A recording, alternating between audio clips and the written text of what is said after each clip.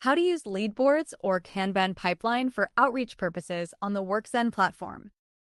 First, go to your operations and select Leads. From the Leads menu, you'll see the Boards option here. You'll be able to create a new board by selecting this button. For now, I'll select my example board, which I put down as the pipeline. From this point, you can start your outreach journey.